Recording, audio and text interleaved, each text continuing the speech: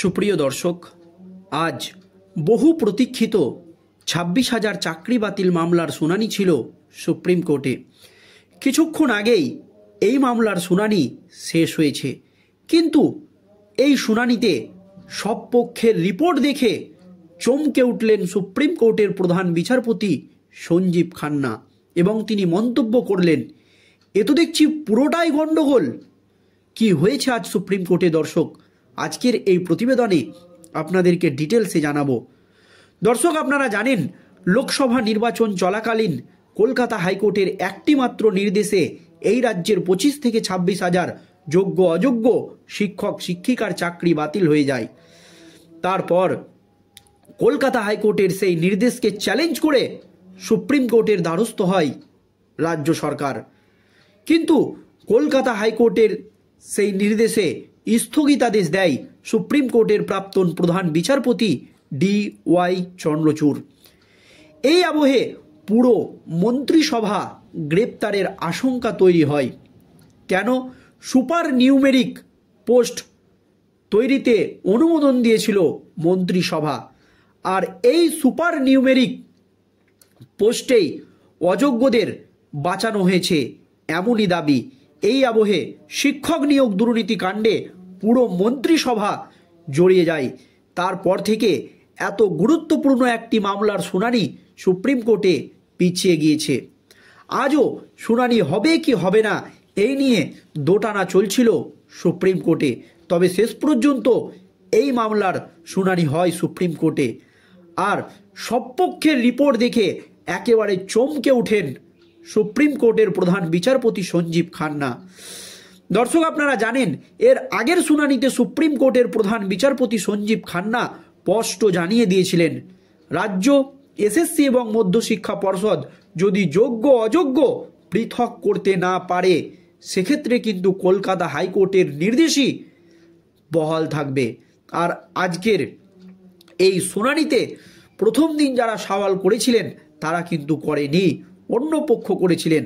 আর সব পক্ষের রিপোর্ট দেখে একেবারে চমকে ওঠেন সুপ্রিম কোর্টের বর্তমান প্রধান বিচারপতি সঞ্জীব খান্না। ঠিক কি হয়েছে আজ সুপ্রিম কোর্টে দর্শক দেখুন।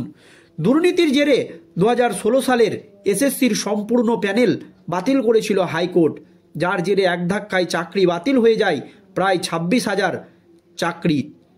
ইতিমধ্যেই সেই জল গড়িয়েছে সুপ্রিম কোর্ট অবধি।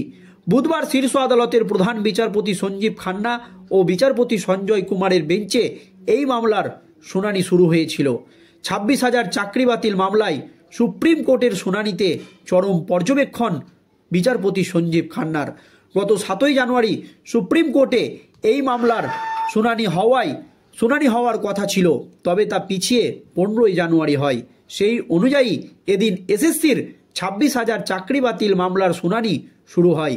এদিন গ্রুপ C চাকরিচ্যুতদের আইনজীবী দুষ্যন্ত দাভে বলেন, দুর্নীতি হয়েছে, তবে তা নিয়ে সঠিকভাবে অনুসন্ধান হয়নি। কিভাবে দুর্নীতি, তার সঙ্গে কতজন যুক্ত তার অনুসন্ধান হয়নি। সঠিক তদন্ত হলে যোগ্য অযোগ্য নিয়ে এত বিতর্ক হতো না। হাইকোর্টের বিচারপতির নির্দেশে সাধারণভাবে তদন্ত করেছে কেন্দ্রীয় তদন্তকারী সংস্থার CBI আধিকারিকরা। ক্যাজুয়াল তদন্ত হয়েছে।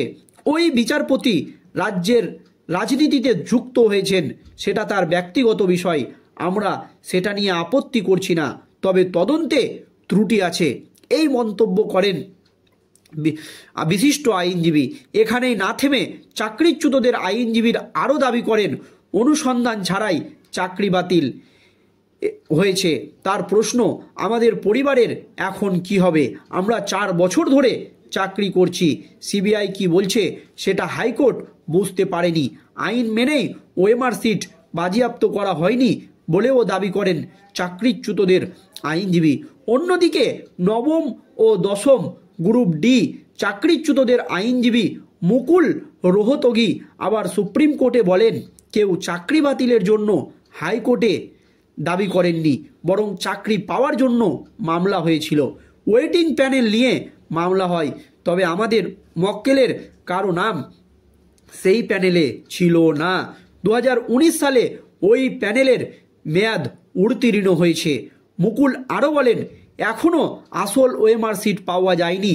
সেই যে সিটগুলি পাওয়া গিয়েছিল সেগুলি ফরেনসিকের জন্য পাঠানো হয়েছে, তবে সেটা রিপোর্ট আসার আগেই রায় ঘোষণা হয়ে যায়। এখনও অবধি রিপোর্ট আসেনি। পাল্টা যোগ্যদের তরফ থেকে সুপ্রিম কোর্টের বর্ষিয়ান আইনজীবী কপিল সিব্বাল বলেন, যদি আসল ওএমআর সিট নাই থাকে তাহলে কতজন ওএমআর সিটে কারচুপি করেছে বা কতজনের ওএমআর সিটে কারচুপি হয়েছে সেটা কিভাবে ধরা পড়লো, এই প্রশ্ন কিন্তু তুলে দেন সুপ্রিম কোর্টেরই বর্ষিয়ান আইনজীবী কপিল সিব্বাল।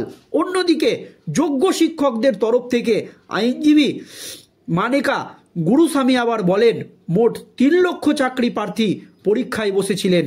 তাদের মধ্যে নবম দশমের ক্ষেত্রে 183 জন, একাদশ দ্বাদশের ক্ষেত্রে মোট 39 জন অযোগ্য। প্রত্যেক ক্যাটাগরিতে অযোগ্যের হার কমপক্ষে 10%। এইদিকে এসএসসির 26,000 চাকরি বাতিল মামলার গত শুনানিতে সুপ্রিম কোর্টের প্রশ্নের মুখে পড়েছিল রাজ্য সরকার ও এসএসসি। সেদিন যোগ্য ও অযোগ্য চাকরি প্রার্থী বাছাইয়ের ওপর জোর দিয়েছিল আদালত। প্রধান বিচারপতি স্পষ্ট বলেন, যোগ্য অযোগ্য বাছাই করা না গেলে পুরো প্যানেল বাতিল করতে হবে। জানা যাচ্ছে, এদিন সুপ্রিম কোর্টে যোগ্য ও অযোগ্য প্রার্থীদের আইনজীবীরা সওয়াল করেছেন। পরবর্তী শুনানিতে সওয়াল করবেন কেন্দ্রীয় তদন্তকারী সংস্থার সিবিআই আধিকারিকদের আইনজীবী ও মূল মামলাকারীরা। আগামী 27 জানুয়ারি এই মামলার পরবর্তী শুনানির দিন দিয়েছেন সুপ্রিম কোর্টের বর্তমান প্রধান বিচারপতি সঞ্জীব খান্না। সব পক্ষের যুক্তি শুনে সুপ্রিম কোর্টের প্রধান বিচারপতি সঞ্জীব খান্নার মন্তব্য, এ তো দেখছি পুরোটাই গণ্ডগোল। এক একজন এক এক রকম যুক্তি সাজাচ্ছে। কিন্তু এই মর্মে বিশিষ্ট আইনজীবী বিকাশ রঞ্জন ভট্টাচার্য কিন্তু একটি দাবি জানিয়েছিলেন যে এই যে নিয়োগ হয়েছে সেটা পুরোটাই দুর্নীতিযুক্ত নিয়োগ, তাই এটা পুরোটাই বাতিল করে দেওয়া উচিত সুপ্রিম কোর্টের, এবং আবার যাতে নতুন করে পরীক্ষা হয়, যারা যোগ্য তারা ঠিক যোগ্যতার ভিত্তিতে চাকরি পাবে, এই দাবি কিন্তু জানিয়েছেন বিশিষ্ট আইনজীবী বিকাশ রঞ্জন ভট্টাচার্য। অপরপক্ষে সুপ্রিম কোর্টের প্রধান বিচারপতি বলেছেন, কোনো রেয়াত নয়, যদি যোগ্য অযোগ্য পৃথক না হয় তাহলে কিন্তু শেষ পর্যন্ত কলকাতা হাইকোর্টের নির্দেশই বহাল থাকবে, অর্থাৎ 26,000 চাকরি বাতিল হবে। এখন পরবর্তী শুনানিতে কি হয় সেই দিকেই আমাদের নজর থাকবে। ধন্যবাদ।